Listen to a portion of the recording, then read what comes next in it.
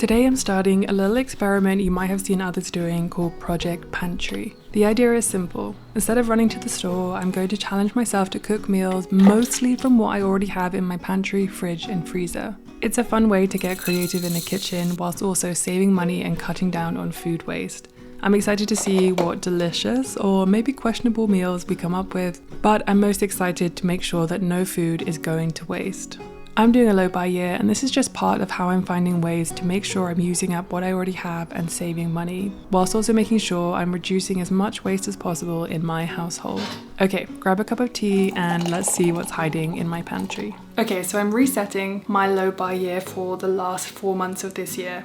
I've already shared in my previous video what I spent last month and my kind of money saving tips for the rest of the year, but I started this year off by looking at all the things I already had and trying to use them before buying more things. And one of the biggest things was looking at my pantry and just making sure that absolutely no food was going to waste, everything was getting used. I did a pretty good job earlier on in the year, but I feel like it's time to do it again. If you don't follow or know who Nicole Whittle is, I actually got the idea to do a Project Pantry from her. It's kind of like a play on Project Pan, where you try and get to the bottom of all your beauty products or your makeup products or any kind of things like that. And yeah, so she applied it to her pantry, and I thought that was a really good way to look at it, try and think about it as a game or a task or a challenge, and just try to go through everything that we have and make sure that it's getting eaten, because food's expensive, food is a privilege to have in your pantry, so I want to make sure that it is not going to waste.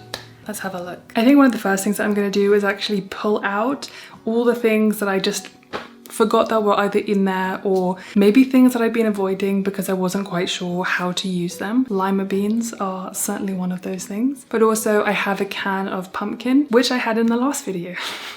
And I still have not used it. But we're definitely getting to that time of year where autumn recipes are coming to the forefront of our minds. So I feel like that could be a good way to start integrating that. But you guys did give me a lot of really great recipes and ideas in the previous video, so I'm spoiled for choice, absolutely. But yeah, let's get out some of the ingredients that I've forgotten about or have been avoiding for some reason. That, like the lima beans, for example, they taste quite bitter, and so I have been lazy about finding another recipe that kind of negates that taste, just makes it a little bit better, you know. Also, while I'm getting out these ingredients, I just want to show you a little bit around the garden and the little harvest I was able to get this morning. It's by no means impressive compared to a lot of the harvests that you see online and stuff, but I think maybe it's a little bit more realistic, just being able to get, you know, a handful of tomatoes every few days, or more than that really, a few serranos, a cayenne pepper, and yeah, just a few bits from the garden that kind of it makes me excited for this time of year,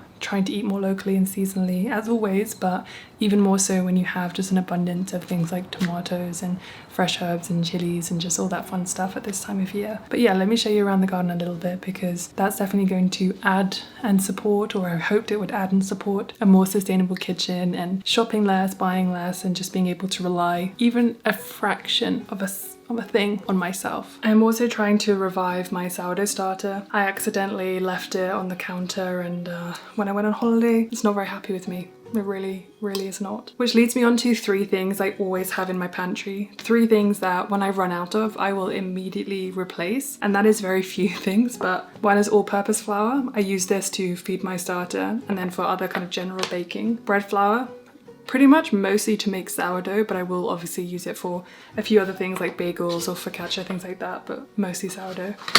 And then some whole wheat flour as well. This I add to my sourdough starter when it's being a little finicky and it's not particularly happy, but I always add wholemeal flour to my sourdough mixture when I'm making bread. I think that it adds to the flavor, I think that it helps it to rise, and I just think that it overall makes it a nicer tasting loaf. So yeah, those are 3 things I always have in the pantry. When they run out, I will always replace them. If you have a few items that you always replace, let me know what they are in the comments, because I just find it really interesting what people consider to be versatile ingredients or the most useful ingredients for making like quite a wide array of things. Okay, so I dug around for a few other ingredients in the fridge, and I found some olive oil that's used for sun-dried tomatoes that needs to be used, so I'm going to use that. I also found some harissa paste that definitely needs using, some miso that is pretty much empty but still a little bit left that needs using, and definitely some tomatoes that are at risk of being forgotten about. Oh, and also I found some pearl barley in the cupboard that also needs using. So I pretty much have all the ingredients ingredients I need to make a ragu or roasting pan ragu, one that I've made loads of times on this channel, but it does feel a little bit too hot to eat that, so I'm basically going to meal prep it for a couple weeks time when the temperatures drop. But that seems to be the perfect recipe for a lot of the ingredients that need to be eaten. I could also tell that there are a few things in the fridge that need to be eaten, so I'm going to take everything out of there and give the fridge a good clean today as well. That's one of my favorite ways of making sure that nothing goes to waste, by taking everything out and realizing that the fridge needs a clean anyway. And I might take a look in the freezer, but there are just a couple of ingredients I need for this recipe, so I'm going to pop out and get those, and then I'm going to make that first before I tackle the fridge. After taking a quick look in the fridge, I realized there were quite a few greens that were at risk of going to waste, so I threw them in a blender with some lemon and ginger and a lot of water and basically made a green smoothie that tasted like earth, but I'm sure it's good for me and also just reduced waste, which was the main aim and the goal here. Then I moved on to the roasting pan ragu. I adapted this recipe to be in line with what I actually had, so I put way more harissa in there than the recipe necessarily calls for. Instead of 1 tablespoon, I put 4. And then when it came to the miso paste, usually it's supposed to be 3 tablespoons, but I only really had just about 1 tablespoon's worth. Once I was looking in the pantry, I also found a really small amount of wild rice that needed using, so I thought I would chuck that in there as well. I like this recipe because it's really easy to meal prep, and I just used different size containers to kind of just map out a few different meal sizes to put them into the freezer, because sometimes you just want to get out 1 portion, sometimes you want to get out 2, but very rarely do I want to get out 4 portions of something since there's only 2 of us. I also got the lima beans out and soaked them overnight, and then I used a recipe from the book Veganomicon, I think it's called. I cooked these in the Instant Pot for about 4 minutes, which even that was just a touch too long. And then I kind of made these Greek style beans, I think that's what they're called, which honestly gave me a kind of British baked bean feel with the kind of ingredients that were in there, but I guess slightly different. They had some nice additions like parsley. I didn't have any mint, so I didn't add that. But it was a nice process of cooking them on the stove and then baking them a little bit to reduce the sauce. I really liked this recipe and will definitely be using it again. I won't lie, I'm honestly shocked that this turned out really nicely and is very delicious. I was not convinced that the lima beans would not be bitter, but this is really good. This is from a vegan cookbook that I got from my mother-in-law last Christmas called Veganomicon, I think. And it's the lima bean or baked lima bean recipe on page 121. It's really simple though, I'm sure you could figure it out for yourself. I'm very bad at measuring, so I did kind of just be very generous with lots of the pours. But yeah, I'm going to enjoy this and then pick the next item from the cupboard that really needs to be eaten. Good morning. I'm about to make some porridge and I thought this would be a great opportunity to use up a few things that were in the cupboard. One thing that we always have in the cupboard that we replace if we run out is a massive thing of oats. I use oats not just for in the winter when having porridge, but also during the summer. I like making overnight oats for very quick breakfasts, which I'm actually going to make some today. And I also like to make overnight oats for when we go hiking or camping, because it's just a much easier breakfast to have in the morning, and then it means that I actually eat something rather than being lazy and eating nothing and then going off for a really big hike. So in my porridge, I wanted to use up some raisins that I have. Can't even remember why I bought these, probably for a baking recipe. These need to be eaten, so I'm going to add a few of these. I also have quite a lot of flax meal, and definitely more than I think that I could probably use. So I'm going to start adding a teaspoon of this, or maybe a little bit more, to my porridge. And then I'm still working through this jar of chia seeds, so I'll add a tablespoon of that as well. I'm still working with my dietitian Kayla from Nourish, who are kindly sponsoring this portion of today's video, but I have been using Nourish even after my last integration with them ever since. My dietitian is based in Denver, so she fully understands all the adventures that I've been going on and what it takes to fuel your body for, you know, summiting a 14,000 foot mountain and that kind of thing. So anytime that I have a meal, I'll take a photo of it and put it into the Nourish app so that Kayla can see exactly what I'm eating, and then we can talk about it in our weekly session, and she can kind of give me some advice or make some tweaks here or there, add this or add that, or just change the timing of things, like when I have my protein, for example. So things I've been looking at since our first meeting is the timing of things like protein and carbs to help my workouts and to make sure I don't run out of energy on long hikes, because this frequently happens and I end up being quite a grumpy gremlin on the way down. This year I've already started to look at my overall health in a different way, and I'm really trying to focus on adding things in that could truly make a big difference, and I'm already starting to feel the impact of taking care of my overall mental and physical health. So ahead of my next session, I'll be continuing to snap photos of all the things I'm eating and when I'm eating them, the snacks especially that I'm eating on big hikes, and see what Kayla has to say about those. Nourish is one of the easiest ways to speak to a registered dietitian and to have it covered by your insurance.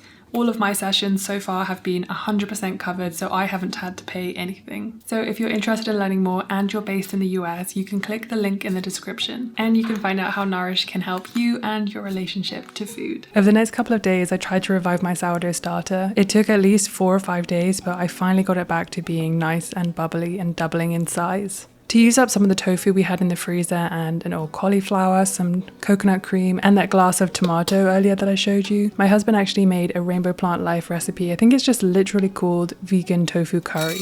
It was really good. He meal prepped it, I put some away, and I ate it for the next couple of days. And then of course, I just went back to eating my porridge every morning, working through all the different things in my cupboards and just taking note of what got used and how often I'm actually going to use these things in the future to prevent me buying them if I'm not actually going to use them every day. Good morning. I have a sourdough loaf in the oven. I wanted to use up the rest of that bread flour that I had. I only had about 400 grams and I needed 900. So I topped it up with the rest of that wholemeal. So it's like 500 grams of wholemeal flour and 400 grams of white bread flour. So I'm really interested to see how it looks and tastes. I've just taken the lid off. It's baked for about 35 minutes and now it's going to bake for another 10 minutes but without the lid on. And it is already looking good. So this is your sign if you put your sourdough starter in the fridge and you left it in there for 2 months and didn't feed it. It's actually possible to revive it. So don't give up. I basically discarded the majority of that starter and then gave it some wholemeal flour and a little bit of white flour. And then every day I didn't discard anything. I just added 1 teaspoon of white flour to it, or all-purpose flour, each day until I saw bubbles. I think that wholemeal flour is one of the best ways to kickstart your starter because it has a lot more stuff in there for the bacteria to kind of grow from. So I've heard. All of those things sound very unscientific, so don't listen to a YouTuber, is all I've got to say. Anyway, we have quite a few bananas, and I think that this is a good reason to make some banana bread because then I can use up some of the stuff that we also have in the cupboards. We have a lot of sugar, we have some all-purpose flour left that can go towards this. I think I have a can of chickpeas which we can use the aquafaba for, so I think that would be a nice thing to do. My husband has actually gone off this morning to hike Long's Peak in Colorado. This is one of the most famous ones for many reasons, but it involves a lot of scrambling and a lot of exposure, and it's been on his bucket list for like 2 years and he's finally felt ready to go today. So I feel like it could be a nice thing to have some banana bread when he gets back as a nice reward for doing something scary. If you don't follow me on Instagram, this year I've been really trying to push myself out of my comfort zone and do a lot of things that scare me, and he has been doing the same. Long's Peak is not a mountain that I feel like I will ever climb, because exposure, especially that severe exposure, is just too much for me. It makes me just kind of like freeze and doesn't sound fun at all. So I'm very proud of him and I want to make some banana bread for both of us to enjoy and he can tell me all about it later. But the bread is almost done, so let's get it out and let me show you.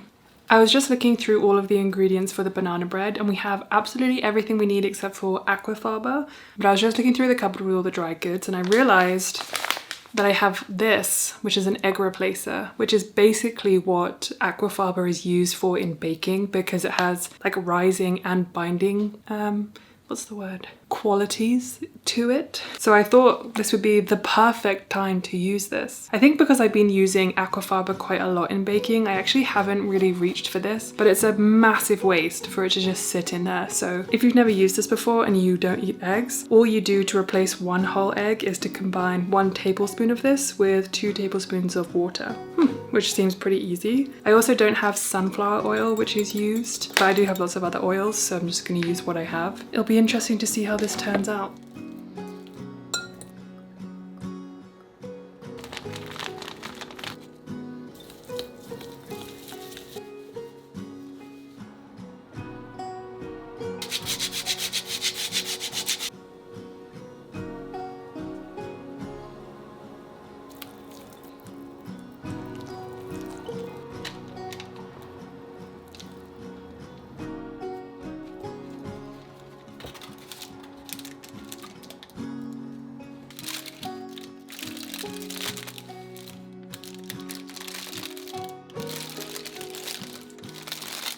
while the banana bread is cooling, we're actually gonna go do a little harvest because all of a sudden so many tomatoes have ripened, which is so exciting.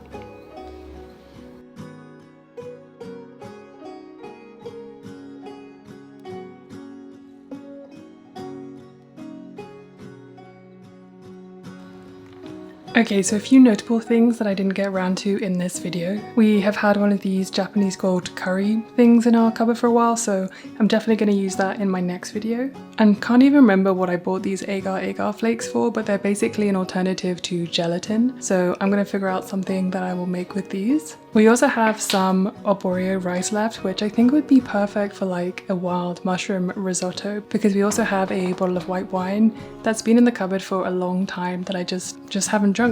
So that can go with this. I think I mentioned this chickpea flour in my last video as well, and I still have not opened this, so I need to find some recipes and start this for the next video. Same with this has just been sitting in the cupboard. I haven't really found a good opportunity to eat it, but I am going hiking next weekend, so that could be good for this one. This is some glutinous rice flour. I think that I used this for making kimchi about a year ago. So maybe I should make some more kimchi, or maybe even try making mochi. I've been a little nervous to make that. I have a ton of molasses that need to be eaten. If you have any ideas for this, please let me know. And the infamous pumpkin. This I have a couple more months for, but I actually finally found a recipe I want to make for my next food prep video, so I'm going to make that for the next one.